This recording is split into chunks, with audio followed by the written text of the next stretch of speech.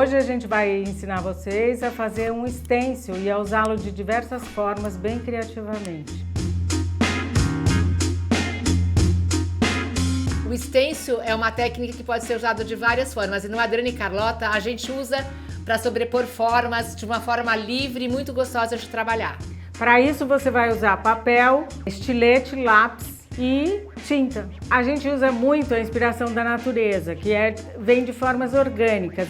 Você pode tirar o desenho de uma forma que não é idêntica, mas te inspira e remete a isso. Você vai cortar alguns moldes para você criar o seu próprio trabalho com duas técnicas de stencil, duas formas de aplicar o stencil. Por exemplo, aqui é o positivo da planta que eu mostrei e aqui é o negativo.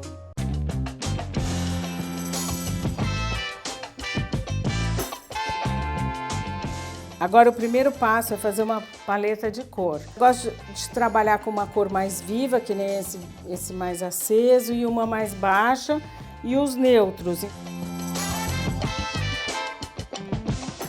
Como o stencil a gente não quer que as bordas, que vaze nas bordas, a gente normalmente põe um pouco desse gesso crê nas cores, que é como se fosse para dar um pouco de densidade e corpo para as cores. Então, para depois, na hora de bater o stencil, ele não vazar e também para dar uma textura na hora da impressão.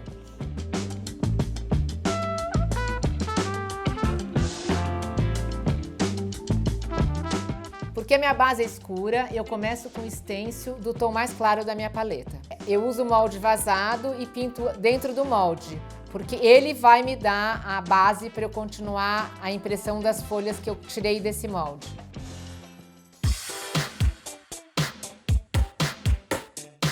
Eu vou pegar um molde que a gente recortou anteriormente e eu vou passar uma pincelada espessa de tinta. Às vezes pode até ser falha, porque se ela tiver muito espessa, ela chapa. E se ela ficar falha, você pega os relevos e ela fica mais interessante. Então, às vezes, o mais interessante também é você bater mais de uma vez, que aí fica ótimo. Então, essas texturas eu coloco uma tinta espessa, passo o rolinho sobre o papel para ele secar um pouco e aí, assim, delicadamente eu puxo e aí fica a textura um pouco mais seca.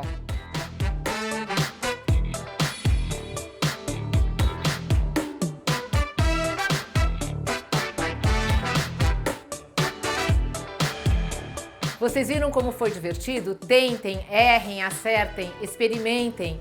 O importante é fazer do stencil um ponto de partida para a sua arte. E se quiserem saber mais sobre pintura decorativa, confiram o nosso curso online.